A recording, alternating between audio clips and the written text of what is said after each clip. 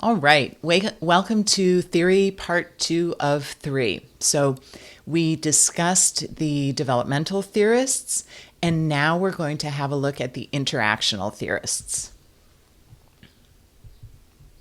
The first of these is someone that you're probably familiar with, Vygotsky, Lev Vygotsky, and his theory was about sociocultural and interactions that people have and how that affects learning. So that's why he's appropriate for pediatrics. He believed that learning happens in a social context. So Piaget thought that cognition just developed because of what age and stage of development you were. Vygotsky said, no, actually, you need to be in a social context. And with COVID, right, and kids not going to school for a couple years, we see much evidence of Vygotsky's theory and how important a social context, in other words, preschool, play dates, school, all of that, how important it is for development. So learning happens in a social context. And I don't just mean when I say learning, academic learning, but any type of learning, learning to tie your shoes, learning to cross the monkey bars, learning to play with others, learning to follow the rules of a board game. All of that constitutes learning. He also believed that learning is dependent on the skill of the caregiver or instructor. So that could be a parent, a guardian, a teacher, or an occupational therapist. So we use Vygotsky's theory when we are engaging in intervention. He believed in scaffolding. So scaffolding, picture a scaffolding on a building like for painting, right? So you start at the bottom and you build it up and you have this structure that supports the people who are working on the building. Now, scaffolding is there as a support, and what we do is we provide as much support as needed, and then we take the scaffolding away so that we can help promote a child's independent engagement and demonstration of skills.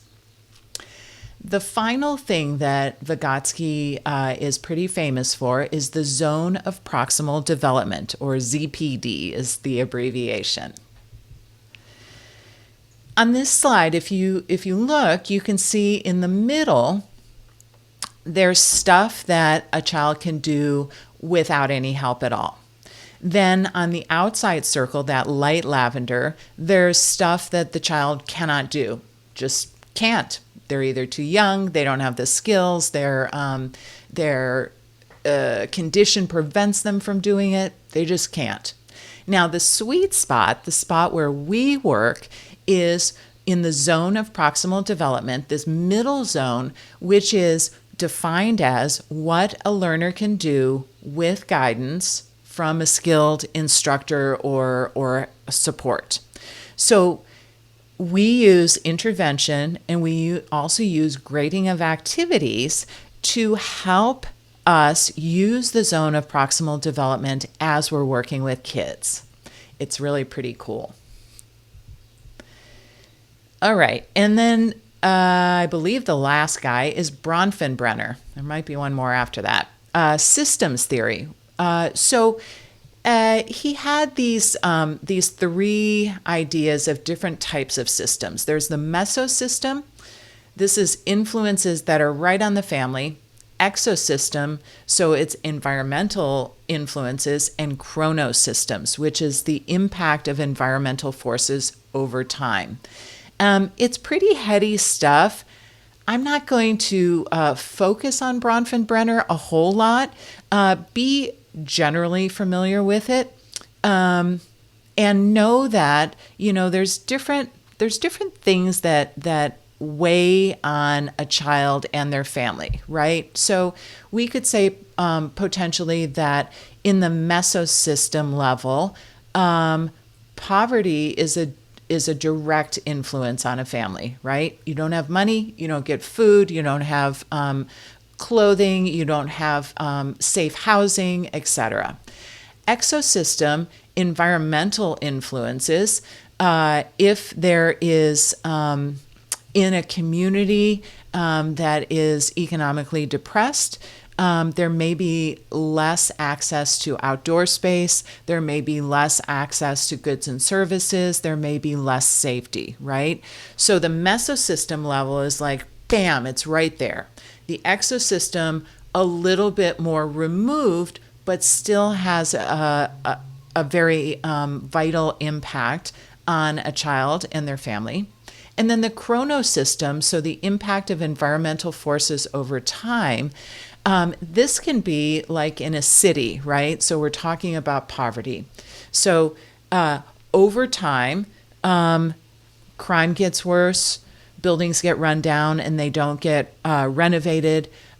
Business may move to other parts of the city. And so over time, those environmental forces exert more pressure and actually hinder the child, their family, their community even more and more.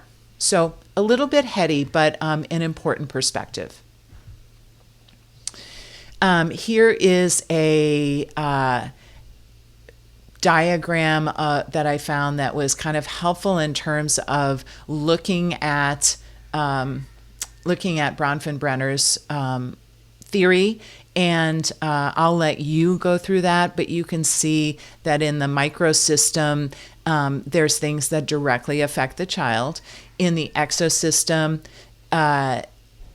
it's more like institutions. And then the macrosystem or the chronosystem is all the big stuff. So that's for your reference. All right, Ainsworth and Bowlby, attachment theory. So when we talk about attachment, we think about the relationship that an infant forms with the parent or caregiver from birth to maybe 18 months of age. But that first exposure to the parent and caregiver, right? The source of warmth, the source of food, the source of comfort, the source of everything, pretty much, co-regulation, all of that happens and contributes to the development of attachment. And attachment is super important when we are considering the basic kind of instinctual level of security that a child has within themselves and in the world, and they carry that with them throughout their lives. So, attachment, very important. It influences future relationships of all kinds and one's sense of self-worth, self-efficacy, self-esteem, self-confidence. So attachment is a very powerful construct. Reactive attachment disorders result when attachment is not secure. So very good example is a baby who is born and taken to the local fire station and given over at birth or shortly after birth, right? So no contact, no immediate contact with a caregiver. Children who are in orphanages often also experience attachment disorders, as do children who are maybe staying with their birth family, but the birth family has some issues that are making it impossible for them to actually be there as a skilled parent, a present parent, either due to drug and alcohol issues, abuse issues, neglect, things like that. All right, so there's different types of attachment. About 70% of kids are securely attached. That's awesome. About 20% are avoidant. So children wind up feeling unacceptable and unworthy, and it results from a caregiver who rejects them. Resistant is 10% of the population, and these children have a negative self-image, and they're dramatic and they exaggerate their emotional responses in order to gain attention. So rather than having a reaction that is commensurate with the situation, they're big and blown up so that they get the attention that they need. And this results often from a caregiver who is inconsistent. Now, there also, so that's one, there's kind of two different trees of attachment. So we looked at secure, avoidant, and resistant. And then that's morphed a little bit into secure and avoidant, which I talked about, disorganized, and anxious ambivalent. So the disorganized attachment is a combination of avoidant and anxious. And anxious ambivalent, these kids tend to distrust their caregivers. They can't count on them. The insecurity often means that their environment is not easily and fluidly and fully explored, and they fear it rather than looking forward to it with excitement. They seek approval from caregivers and continuously observe their surroundings for fear of being abandoned. So abandonment really figures in there. And so it contributes to disorganized attachment. So as I said, disorganized attachment is a combo of anxious and avoidant. And these kids can often display intense anger and rage. They might break things and behave in other volatile ways. Again, it's to get attention so that they can get what they need, but it's a lot more explosive. They have difficult relationships with caregivers. And children who developed under a disorganized attachment style tend to avoid intimate relationships of all sorts as adults, and they're very easily explode as adults and have a difficult time controlling their emotions. There is a lot of information on this slide that talks about attachment. I'd love for you to review it. It won't take long. It's in the slide deck, and it goes into even more detail about the various types of attachment. So have a look at that. Presenter notes. Whoops.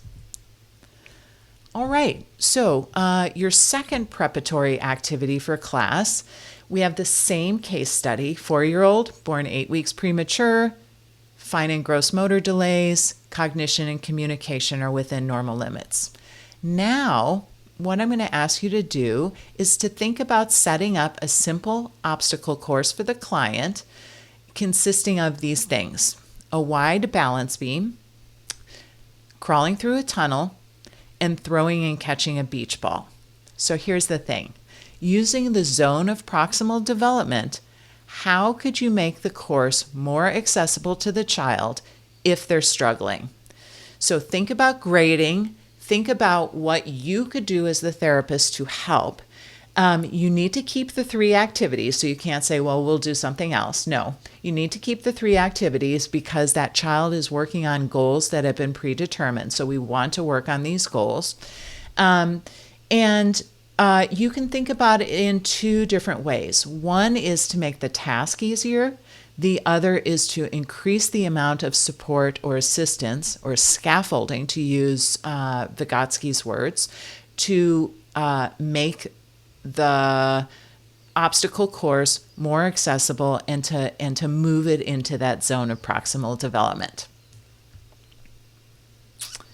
All right, moving on.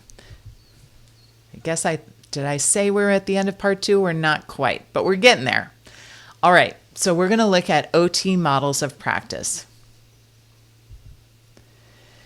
So these you covered early in your OT career, and we're going to just kind of look back at them very briefly. The first is Kielhofner and Moho. Second is Ecology of Human Performance, which is Dunn, Brown, and McGuigan. And the third is PEO, Person, Environment, Occupation, which is law.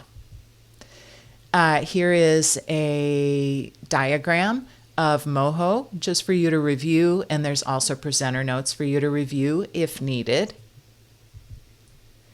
The Ecology of Human Performance, another diagram or visual display to help you out with it. This EHP model looks at the person in their context with their tasks and also what can help them, what can hinder them, and then how that results in performance. Again, there's information for you in the presenter notes if you need to or want to review it.